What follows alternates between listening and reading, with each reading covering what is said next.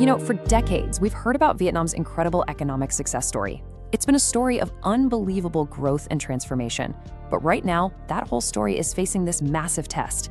It's a high-stakes gamble that's going to define their future, and it all comes down to one huge question. Which really brings us to the heart of the matter. Can Vietnam, a country with 100 million people, actually transform itself into the next high-tech, high-income powerhouse? Can it really become the new Singapore?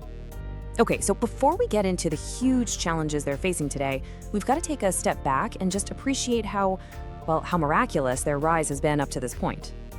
The speed of their development is just, wow. It's staggering. As one analyst put it, the performance has been so incredible that, most other countries would do just about anything to get those kinds of results. So, what was their secret sauce? How on earth did they pull this off? Well, it all comes down to this one simple but super powerful idea: the foreign direct investment for export model. The strategy is pretty straightforward. Really, you convince giants like Samsung or Apple to build these enormous factories in your country. They bring in parts from other places, like China and Korea. Your workers assemble them, and then you ship the finished phones and gadgets out to the world, mostly to us here in the US. And boy, did it work. It was like they had the perfect recipe.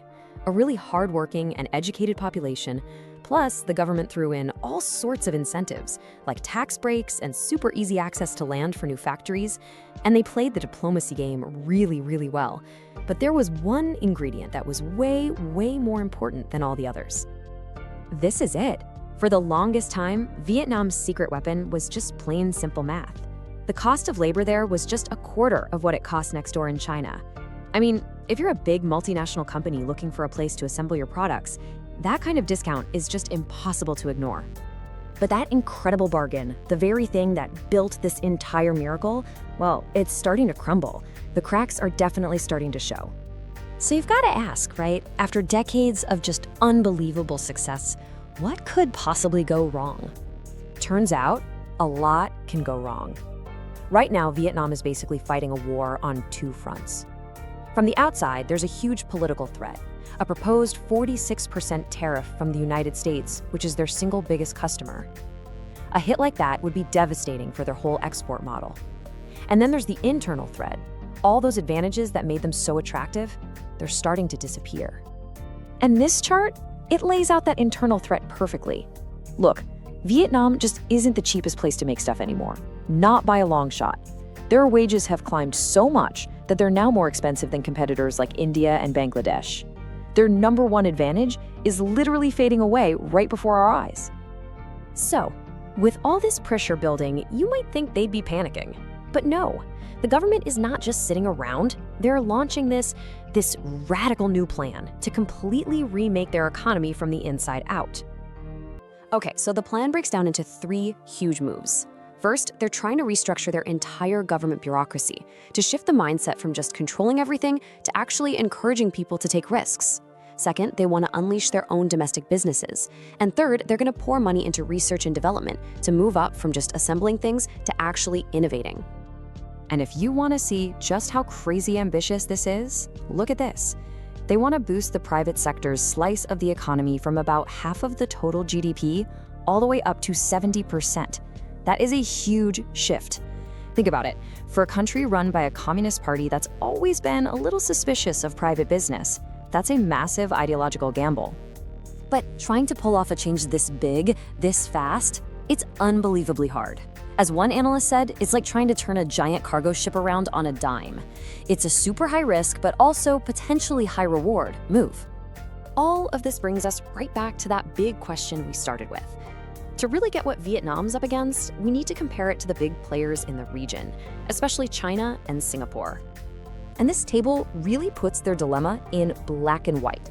See, Vietnam is way bigger than Singapore, but it doesn't have a gigantic domestic market it can rely on like China does. It can't just copy and paste what either of them did. They're stuck in this really tricky middle spot. So what's the bottom line here? Well, Vietnam is trying to follow Singapore's playbook, attracting that high-value, high-tech investment. The problem is, it has to do that while also creating jobs for a population that's 15 times bigger. That is a gigantic, almost unheard of challenge. And that leads us to our final section, and maybe the toughest part of this whole story, the incredibly uncertain and treacherous climb that's ahead for Vietnam. See, here's the thing. The world has changed.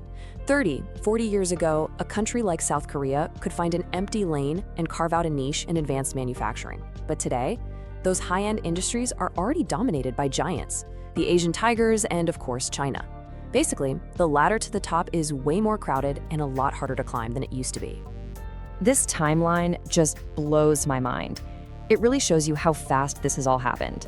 I mean, this is a country that didn't even have a formal private sector back in the 1980s. Now, its official goal is to be a high-income nation by 2045. That is a wildly ambitious deadline for their next great leap. Which brings us to what you could call the 100 million person question. If that old factory model of cheap labor is fading, what's going to provide jobs for all those people? Can super advanced robotic factories really employ that many workers? Can they build a powerful domestic consumer market from scratch?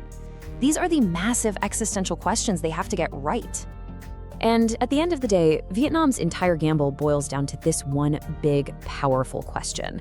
In a world where the top rungs of the economic ladder are already taken by giants, is there still room for another country to climb up?